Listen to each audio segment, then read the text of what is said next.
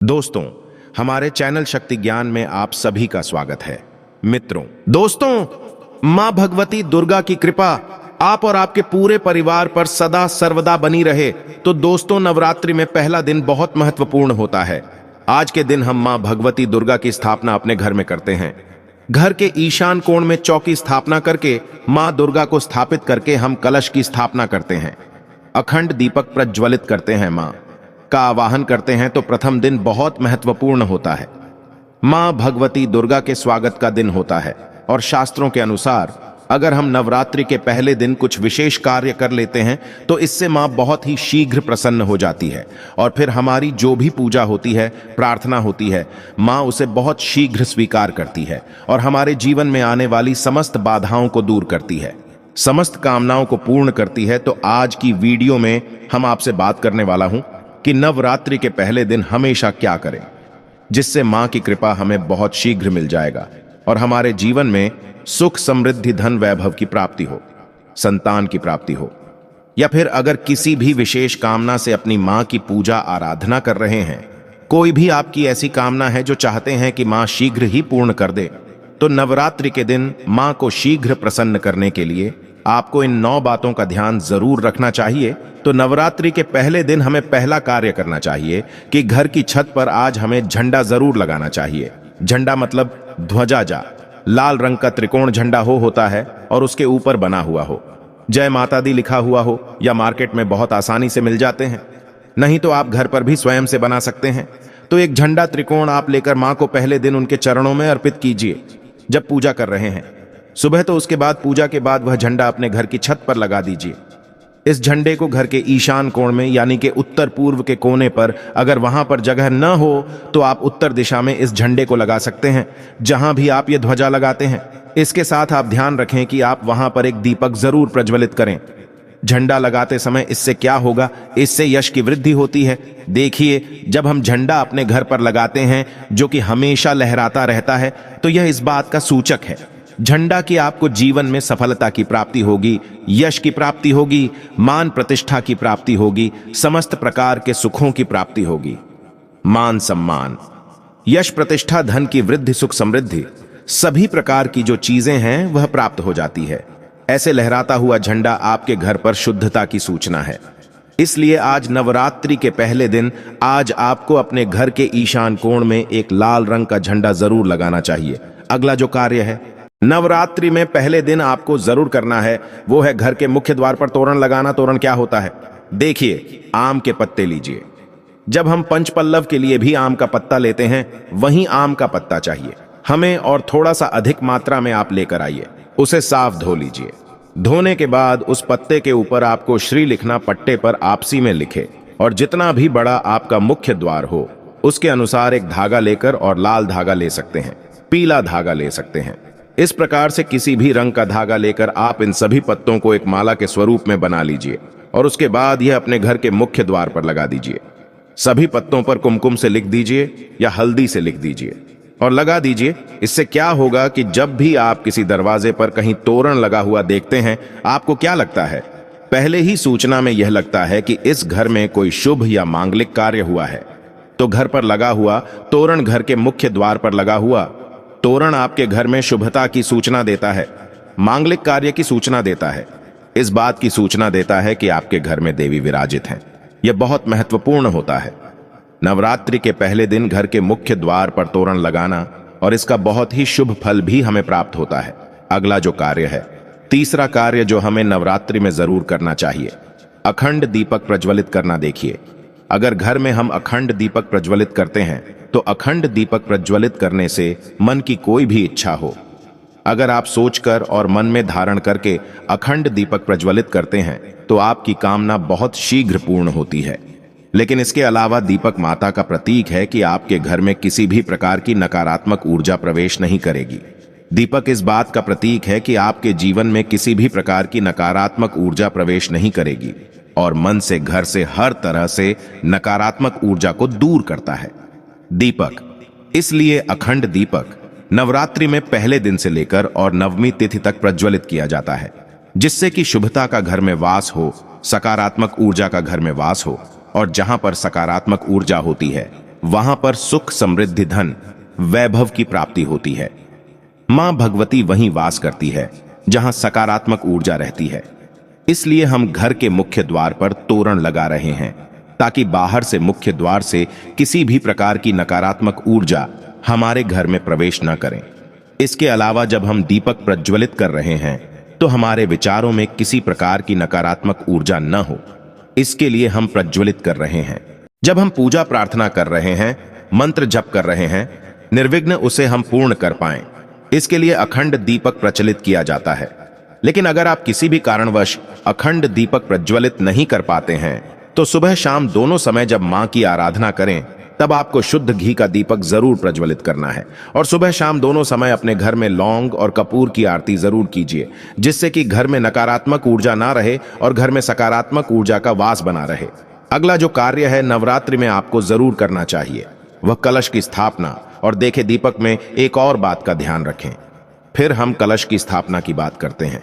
दीपक में अगर आप घी का दीपक प्रज्वलित कर रहे हैं तो उसे आपको मां भगवती दुर्गा की मूर्ति के दाईं तरफ रखना होता है। और अगर आप तेल का दीपक प्रज्वलित करते हैं तो मां भगवती दुर्गा के बाईं तरफ आपको तिल तेल का दीपक रखना चाहिए। तो इस प्रकार से दीपक का आप ध्यान रखें। जब भी आप तिल तेल या फिर घी का दीपक प्रज्वलित करते हैं तो उसे सही दिशा में सही स्थान पर रखना चाहिए। और अगला जो कार्य है घट स्थापना करना, यानी कलश की स्थापना करना, जब हम करते हैं नवरात्रि में कलश में हम सभी देवी देवताओं का आवाहन करते हैं। सभी देवी देवताओं का पूजन मां भगवती के साथ ही हम प्रतिदिन करते हैं। इस प्रकार से जब 9 दिनों तक लगातार हम समस्त देवी देवताओं का पूजन करते हैं, घर में आवाहन करके विधि विधान से विशेष रूप से हम उनकी आराधना करते हैं। क्योंकि जब हम मां का पूजन करते हैं पहले हम कलश का पूजन करते हैं। धूप दीप नए वो चीजें हम मां को अर्पित करते हैं विधि विधान से, और इसके साथ ही कलश को भी हम इसी प्रकार से अर्पित करते हैं। तो सभी देवी देवताओं की विशेष पूजा हम 9 दिनों तक कर रहे हैं। तो हमारे जीवन में किसी भी प्रकार की कोई बाधा दूर होती है और कोई भी हमारी विशेष काम न हो तो अवश्य पूर्ण होती है। तो कलश की स्थापना हमें जरूर करनी चाहिए। अगर संभव हो तो नवरात्रि के प्रथम दिन जो अगला जरूरी काम हमें करना है वो है जवारे होना, यानी कि सप्त धान्य बोला, जो कि हम मिट्टी में थोड़े से जौ होते हैं जो कि हरे हो जाते हैं। बहुत सी ऐसी जौ अंकुरित हो जाते हैं और ये शीघ्र ही अंकुरित तब होते हैं जब हमारे घर में अन्न होते हैं। तो यह इस बात की सूचना देते हैं कि हमारे घर में सुख समृद्धि आने वाली है। हमारे घर में मां भगवती विराजित हो चुकी है और घर में सुख समृद्धि धन वैभव सभी प्रकार की जो शुभता है उसका आशीर्वाद हमेशा दे रही है। तो घर में अगर आप जौ बोते हैं, सप्त धान्य बोते हैं तो बहुत ही श्रेष्ठ माना जाता है। नवरात्रि के प्रथम दिन हमें जरूर या करना चाहिए। और इसके अगला जो शुभ कार्य है जो नवरात्रि के प्रथम दिन आपको जरूर करना चाहिए। वैसे तो बहुत से भक्त नवरात्रि के पूरे 9 दिनों तक व्रत धारण करते हैं। बहुत से भक्त जल पीकर या फिर फलाहार के द्वारा इस व्रत को धारण करते हैं। लेकिन अगर आप पूरे नवरात्र व्रत धारण नहीं करते हैं तो नवरात्रि के प्रथम दिन आपको व्रत धारण जरूर करना चाहिए। नवरात्रि के प्रथम दिन और अंतिम दिन यानी नवमी तिथि पर यह अष्टमी तिथि पर आपको व्रत जरूर करना चाहिए। तो प्रथम दिन बहुत महत्वपूर्ण है। मां भगवती दुर्गा की आराधना करते हैं, विधि विधान से उनका आभार करके पूजन कर रहे हैं। तो प्रथम दिन आपको व्रत जरूर करना चाहिए और संभव हो तो पूरे नवरात्र व्रत करना चाहिए।